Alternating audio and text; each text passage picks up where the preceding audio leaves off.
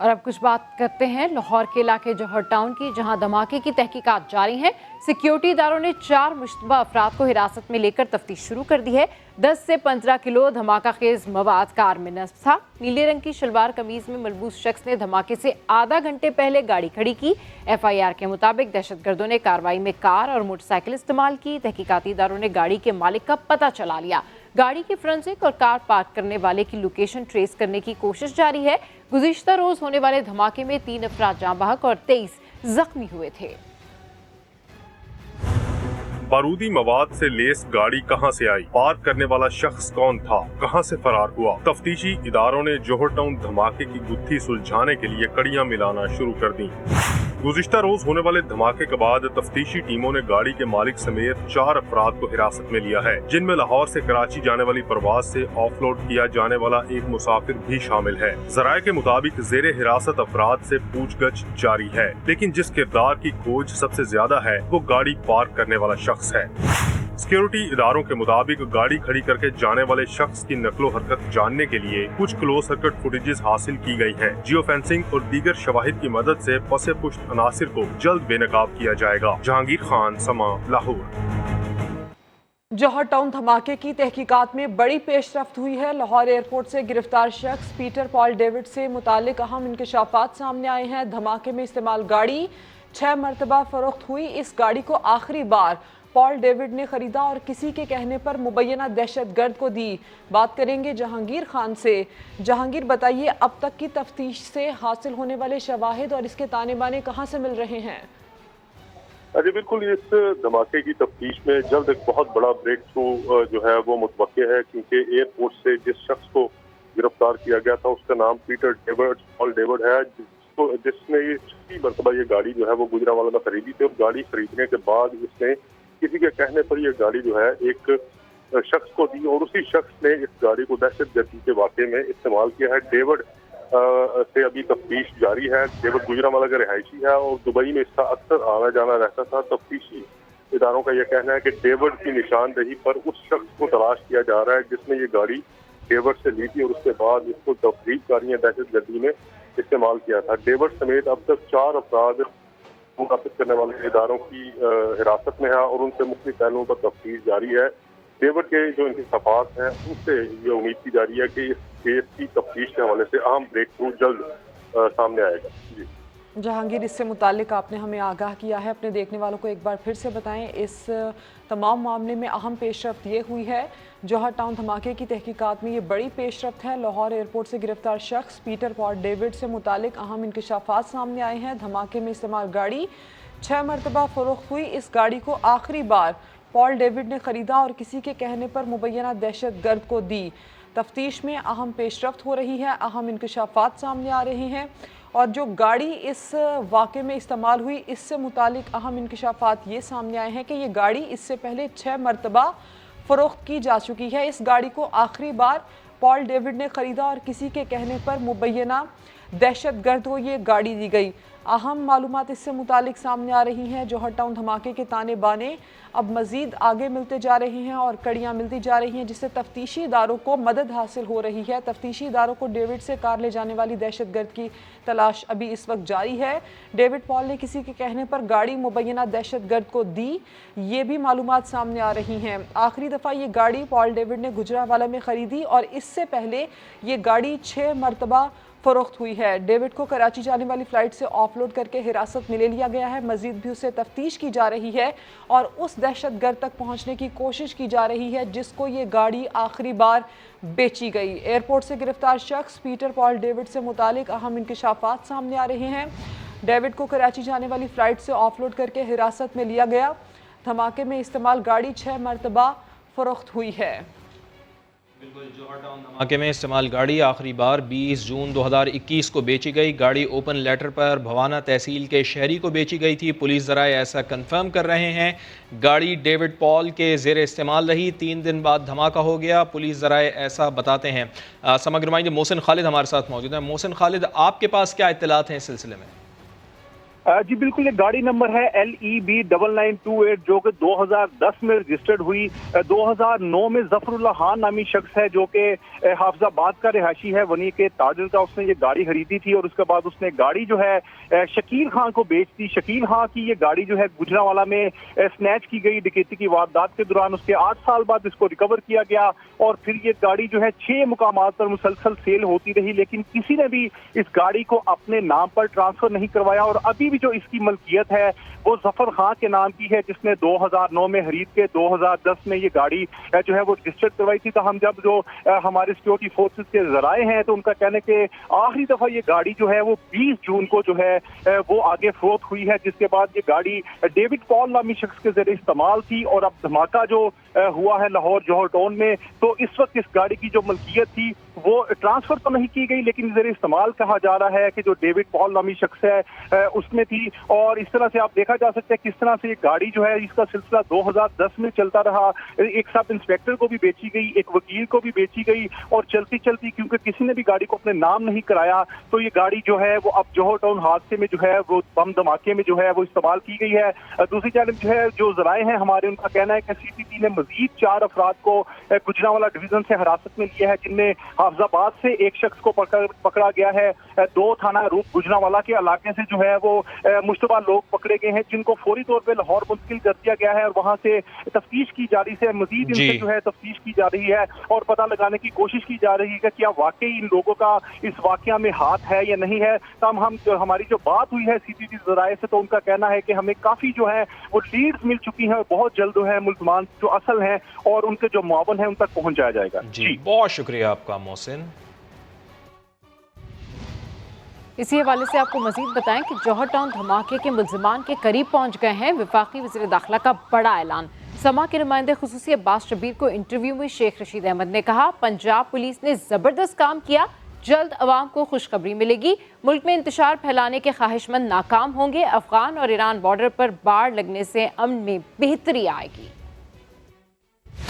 जो मुल्क दुश्मन अनासर हैं और जो मुल्क के इर्द गिर्द हालात बदलने जा रहे हैं, उस पर पाकिस्तान के अंदर दहशत गर्दी के वाक़यात बढ़ भी सकते हैं। लाहौर में भी वाक़या हुआ है, हम मुल्ज़िमों के करीब हैं। ब्लैक गाड़ी से हमें वो क्लू मिल गए हैं और पंजाब पुलिस ने इस पर ज़बरदस्त काम किया है। अनकरीब आप खुशखबरी सुनेंगे कि हम मुल्ज़िमों तक पहुँच 84-85% हमने अफगान बॉर्डर पे फेंसिंग मुकम्मल कर दी है और ईरान पे 44% मुकम्मल है। 1-2 महीने में अफगान बॉर्डर मुकम्मल तौर पर फेंसिंग हो जाएगी और ईरान इस साल के आखिर तक फेंसिंग हो जाएगी और इस तरह इसको अमन को बहुत बड़ी सपोर्ट मिलेगी।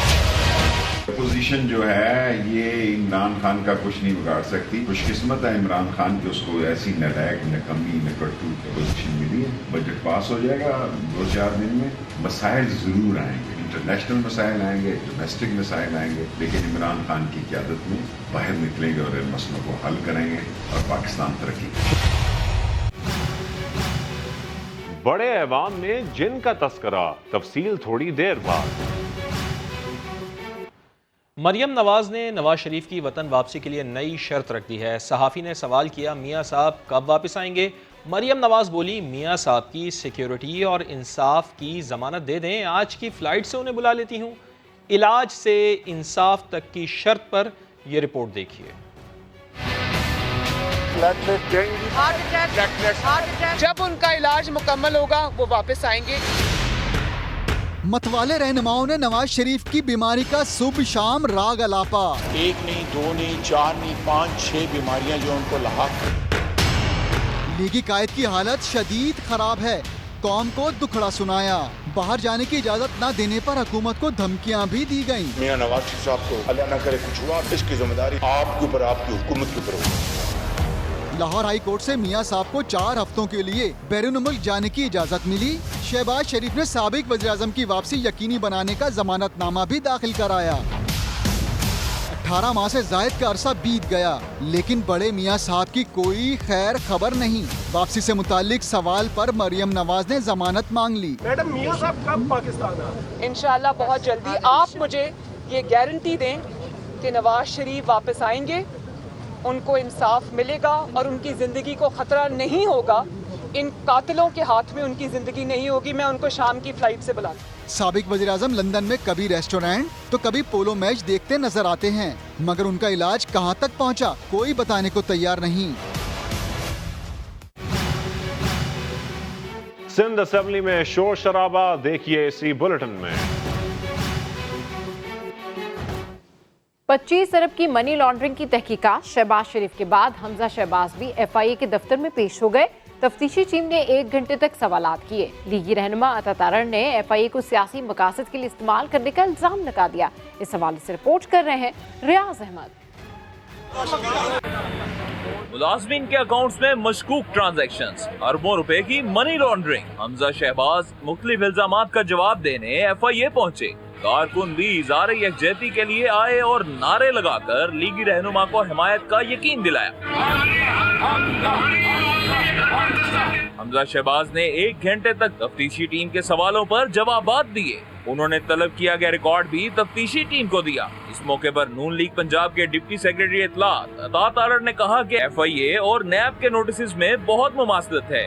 FIA को सियासी मकासद के लिए इस्तेमाल किया जा रहा है और ये बिल्कुल वही केस है जो नैब ने अक्टूबर 2018 में जिसकी इंक्वायरी का आगाज किया था। नैब ने असासों की छानबीन के हवाले से केस बनाया अक्टूबर 2018 में और 3.25 साल होने को आए हैं, अदालत में एक धेले का सबूत नहीं दे सके। पेशी के मौके पर पुलिस ने सिक्योरिटी के सख्त इंतजाम किए और टेम्पल रोड को आम ट्रैफिक के लिए बंद रखा गया। कैमरामैन हावर महमूद के साथ रियाज अहमद, समा, लाहौर। कौमी असेंबली में बजट पर बहस के दौरान ज़कूटा जिन के चर्चे। अपोजिशन की खवातीन अरकान ने हुकूमत को आड़े हाथों ले लिया। मरियम औरंगजेब और हिना रब्बानी खर का जारहाना खिताब बजट को हड्डी तोड़ और खून चूस करार दे दिया। PTI अरकान ने बजट का भरपूर दिफा किया। उस्मान खान की रिपोर्ट देखिए।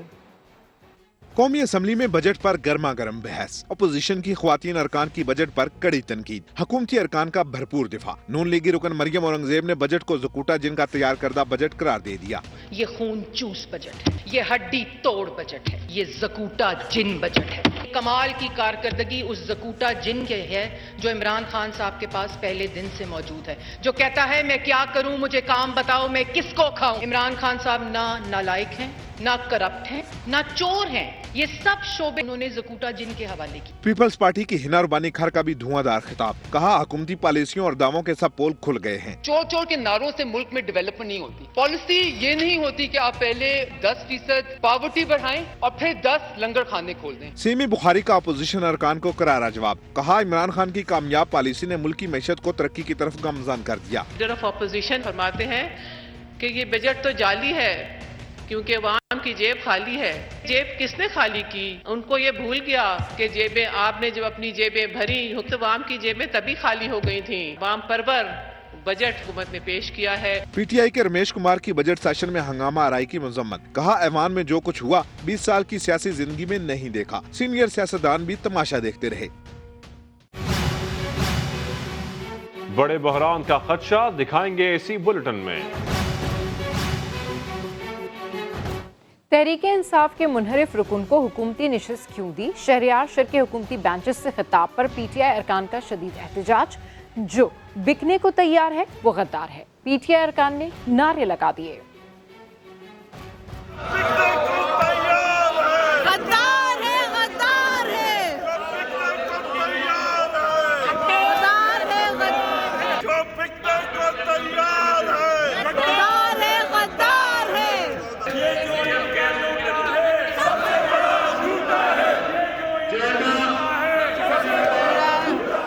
जौहर टाउन धमाके में मजीद अहम पेशरफ्त हुई है। मुमकिना तौर पर इस्तेमाल होने वाली गाड़ी बाबू साबू इंटरचेंज से दाखिल हुई थी। मजीद जान लेते हैं, समग्र नुमाइंदे जहांगीर खान हमारे साथ मौजूद है। जहांगीर खान, यहाँ से तो लाहौर में एंट्रेंस होती है, कहाँ से ये गाड़ी एंटर हुई है? पीछे यानी कहाँ से आ रही थी? और क्या यहाँ पे किसी किस्म की कोई चेकिंग नहीं की गई थी गाड़ी की?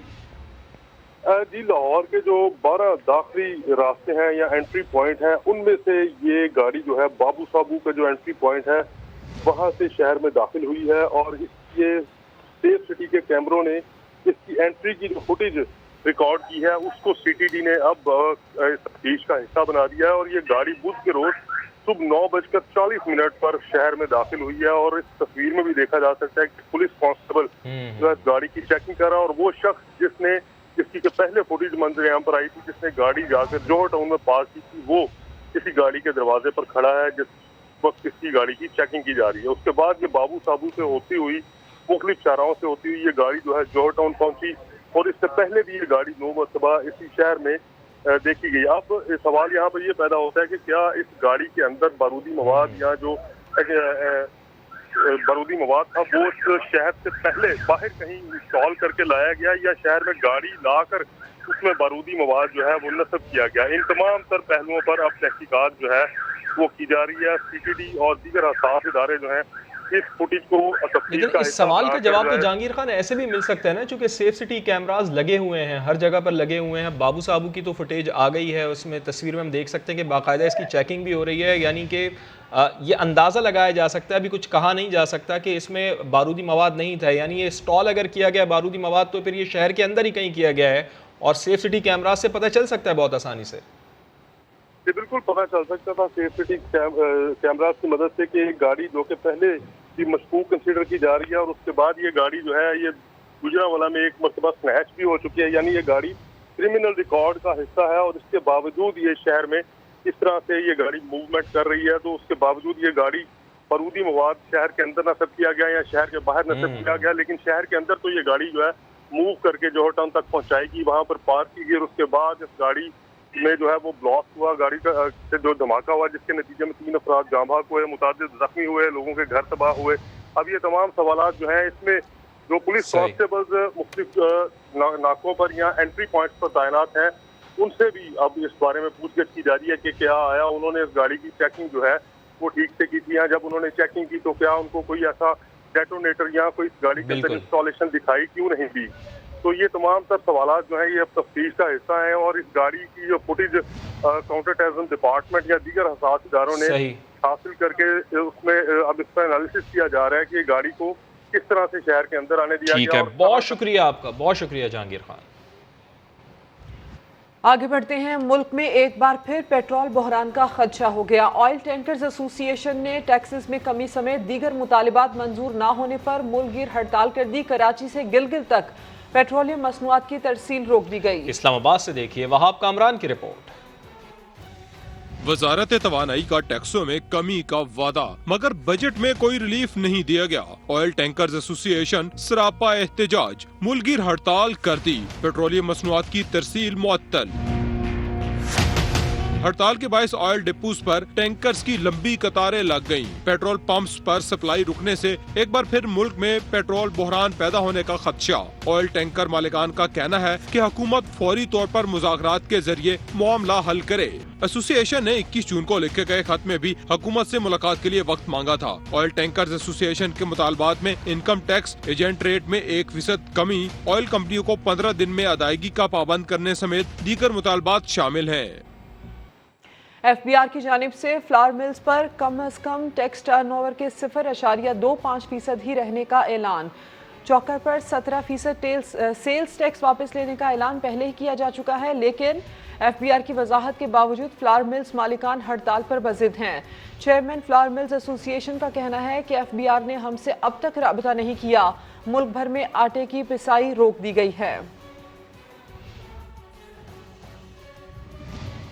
हाइडल पावर यूनिट्स की बंदिश से मुल्क में बिजली का बहरान संगीन सूरत-ए-हाल इख्तियार करने लगा। तरबेला डैम से पैदा होने वाली मजीद 1760 मेगावाट बिजली सिस्टम से निकल गई। LNG टर्मिनल भी मुरम्मत के बायस बंद किया जा रहा है। वजीर तवानाई हम्माद अजहर कहते हैं मुतबादिल ज़राए इस्तेमाल करके कम से कम लोड शेडिंग की जाए। इस्लामाबाद से रिपोर्ट कर रहे हैं वहाब कामरान।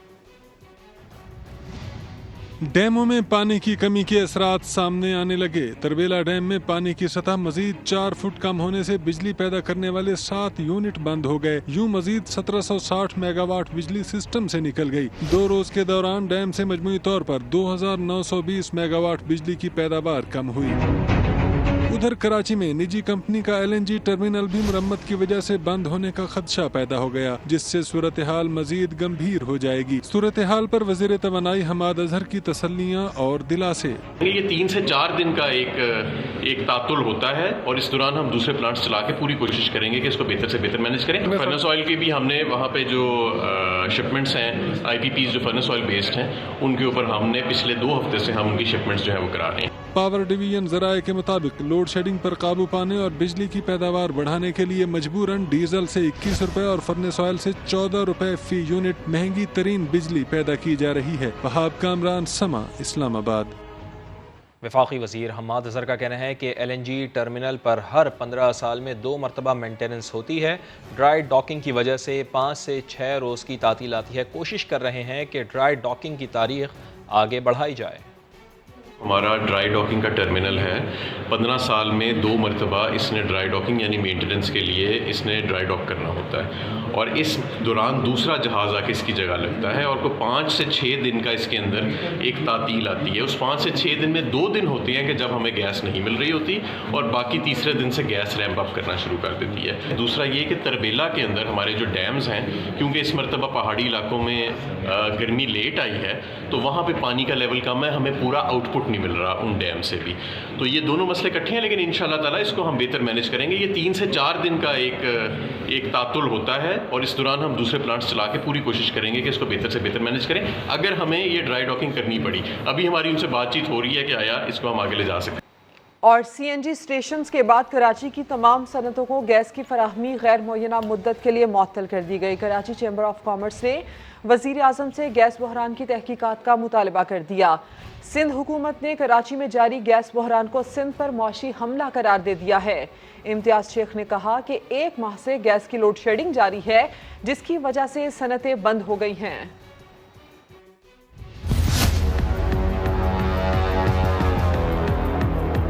1 महीने से एक नए सिरे से बहरान गैस का पैदा किया जा रहा है। गैस की लोड शेडिंग है कराची में। सिंध में मौशी बहरान पैदा करने की कोशिश की जा रही है। कराची जो कि पाकिस्तान की इकोनॉमिक रीढ़ की हड्डी की हैसियत रखता है, वहाँ ये बहरान पैदा हो गया है, इंडस्ट्रीज बंद हो गई हैं। सिंध वो वाहिद सूबा है जो खुद कफील है गैस में। 25 से 2600 MMCFD उसकी पैदावार है और तकरीबन उससे सिंध को 900 से 1000 मिलता है, वो भी अब बंद कर दिया गया है। जो मुझे business of chamber of Karachi वालों ने बताया, ये तमाम की तमाम सिंध की गैस जो है वो सुई नॉर्दर्न को उन्होंने शिफ्ट कर दी है, जो कि मतलब मैं समझता हूँ कि आइन की खिलाफ वर्जी भी है, बल्कि मैं इसको कहूँगा एक मुआशी हमला किया गया है सिंध की मौशियत को तबाह करने के लिए। हेडलाइंस होंगी ब्रेक के बाद। आप देखते रहिए समा।